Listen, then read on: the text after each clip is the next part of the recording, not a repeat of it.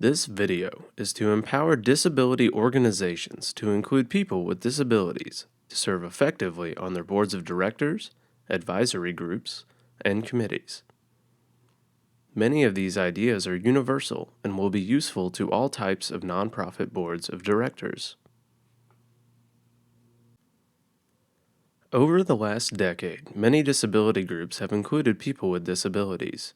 More than 1,000 people with developmental disabilities are currently serving on disability councils, boards of directors, and advisory committees across the U.S.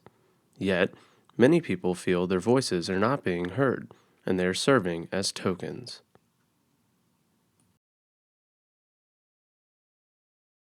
If you are really going to adequately represent the interests and work with people with intellectual and developmental disabilities and their families, they have to be at the table. And the parents and the siblings need to be at the table, and the people with intellectual and developmental disabilities need to be at the table as well. So you have to take the plunge, and then you have to take the time to think through the process that you use to bring people on the board and really be true to what the needs of the organization are. If boards get themselves trapped in the idea that they're really just managing a program or managing a system, it becomes very easy for people who are very technically skilled and with a lot of detailed knowledge to take over the board. But if boards really understand themselves as being the places that set policy in the big picture, then it becomes absolutely clear that the only people with the moral authority to provide that leadership are people with disabilities. Some of the obstacles and barriers people commonly face when serving on boards are familiarity. When individuals don't know anyone at the meeting, it can create anxiety and a genuine fear that their opinion isn't wanted or respected. Well, if I could go to the board at least out of twice, let me walk myself through it first before I feel it and let go and let myself go around people. Because I get nervous when I'm around other people. I don't just sit there. I sit like a tree, don't move. A tree don't move. I'm sitting there. I get froze up because I'm scared. I may say something out of the way. I'm scared if somebody may not want to answer my question. Or if it's something real very important, I'll hold in me before I said it. But when I go into a board, I want to at least go twice to see what it feels like and what it look like. Being a token. Many people feel like a token because they are the only person with disabilities on the board. Literacy. Many people with disabilities have difficulty reading agendas and meeting materials. Also, the language of board meetings often contains acronyms and jargon that is confusing. They use words like concur, and most people don't know what that means. They know what agree means, but they don't know what concur means. And so they would use words like concur, and that was hard. Complicated process. Often, the formality of meetings keeps people from fully participating. Some examples of this are complicated agendas, motions for voting, and financial reports. Time limitations. Accommodating people with disabilities often requires additional time. The legitimate time constraints of meetings can significantly limit the ability of people to speak up. It's hard for me to process things. And if I don't have time to process whatever it is that I need to process, then I get anxious, I get frustrated, I'm not going to do it. And I want to be the best board member that I could be. Anybody would. Lack of transportation. If you can't get to the meeting, you can't participate. Effective practices. There are three categories that organizations can focus on to find opportunities to fully include people with disabilities on their boards. These are preparation, meetings, and board structure. Preparation. Preparation happens before the meeting even begins. Mentors. Mentors have a huge hand in preparation. Their role is to assist the person with disabilities to be a fully participating and effective member of the board. The role of a mentor or a support person is extremely important because if we're supposed to participate and be on an equal basis, then we need somebody to help us do that. And that person has to be somebody that we trust and that believes in us and sees us that we are capable. And one of the first things they did was gave me a mentor. And she helped me understand material that I didn't understand. So I think one of the best things a board can do, especially if they have material that's hard to understand, is that they have a mentor that they can go to. You know, a mentor to me, what my mentor did was she explained material to me. We had conversation. We didn't always agree. We didn't have to agree on what was going on, but she was able to help me express my opinion about the issues that were going on, and without passing judgment on me about how I felt about stuff. Pre-meetings. Pre-meetings provide the person with disabilities a sneak peek of the meeting to come, with the advantage of time to digest and review the agendas, meeting materials, and items to be voted on. I think the important things that you need to do is to find out from the person what kind of supports that they need, because they can best tell you, and let them pick their own support, because support is individualized for each person, and everybody needs to feel comfortable with the person who's supporting them. Also, to see what kind of, if there's any materials or different things that they need that would help them for the meeting, and to try to get out the agenda ahead of time so that people could prepare for the meeting before they go. Travel. Many people may need assistance with travel arrangements, accessibility, and the cost involved. Often, this needs to be set up well in advance. Meetings. From the mundane to the exciting, how a meeting is conducted determines the level of involvement of the participants. How people relate. Leadership. Assigning a leadership role can encourage a sense of pride and respect, and increase the person's participation.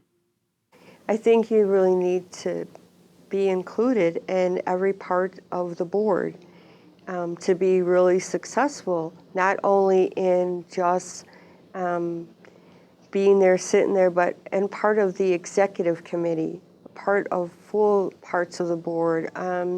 When they're going out to do some legislation, actually being asked to be a part of that. And not just the people who speak really well and all the professionals, but to be fully included. Interactive. Making the meeting more interactive increases the involvement of everyone. We had a meeting yesterday, and a lot of times we'll break into small groups because people are more comfortable talking to 6 people than 24 and garnering ideas. So our small groups there's one person who will bring that information back to the full council. That allows some participation from folks who are not comfortable speaking out. So topics are the big stuff, the nitty-gritty stuff is done in smaller groups. That way there can be more encouragement. The leader of that group is responsible for making sure that every single person has had an opportunity to say something. Encourage participation. Another strategy is to directly ask questions of the person with disabilities on the board. People have said, gee, by you speaking up, we have changed our minds. By you speaking up, made us think our strategy in a different way. How people understand. The way the materials are presented and the meeting is conducted greatly affects how the person is able to understand and participate in the meeting. Verbal. The common words and jargon used in meetings can be confusing and make speaking up difficult. Reducing the use of acronyms and jargon can increase understanding of everyone. And guess what? Simple language. Simple language goes a long way to help people with disabilities and other board members, because not all of us went to college, so we all don't understand these words. Pacing. Allowing more time for people to respond can increase the ability of people to participate and assist everyone to be contributing members. And by slowing it down and pacing it differently, you allow people the space and time to consider the emotional content of what's being said and the emotional state that other people are in. So the communication among everybody is deeper, more meaningful, more respectful, and I think everybody feels better about what happens in the meeting. Materials. Small type and long documents serve as barriers to comprehension of the meeting. Use of larger type and color coding systems, as well as symbols and graphics, greatly increases comprehension and understanding. Well, the one other thing that I would add is one of the things that's really helpful for people is if you color code the board packet. For example, like you would have green for money, so for the treasurer's information. And for People First, what we do is we have pictures for the different agenda items, and my favorite picture is of a spider web, and what that represents is old business. Board structure. Include 2 or more people with disabilities. Results from the National Beyond Tokenism study found increasing the number of people with disabilities on a board is one of the most effective means of eliminating tokenism. I really believe that you need at least 2 people on the board, a friend, and the reason is because you might be afraid if you're the only person on that board with a disability. The role of the chairperson.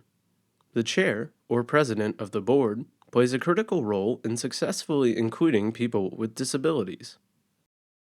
And I think the most important thing that you can do is get that chairperson to really buy into helping make sure that the person with disability is included on the board. We figured out that once you have the support of the chairperson on the board or committee, others will follow by example, by role models, and learning how to include somebody to be a full member of that board or committee. It was pretty cool. We go out to, usually when new board member comes onto the board, we usually take the new person out and go out to eat. Board policies. Making inclusion of people with disabilities into a board policy sets a standard for the organization and ensures continuation of the effort to remove tokenism. Having it in writing is great for prospective and existing board members. I think for the organization itself, it's a good exercise for them to go through. So if you're thinking about it, how far do we want to go? How much do we want to spend money on an attendant? Do we want to spend money on overnight hotel accommodations when they only live 100 miles away? We may not want to for someone who doesn't have a disability, but as an accommodation, we may want to. So I think it's good for the board and the membership to go through this debate and this discussion to say, how important is it? And what kind of things do we need to do? And if you have that overall discussion and a debate, and you come to consensus, then you put it on paper, you never have to go back and revisit that again. It's up to the agency or the organization to help us so that that can happen. If you want us to be able to participate and not hold up a board meeting, then you need to give us the accommodations that we need to be able to do that.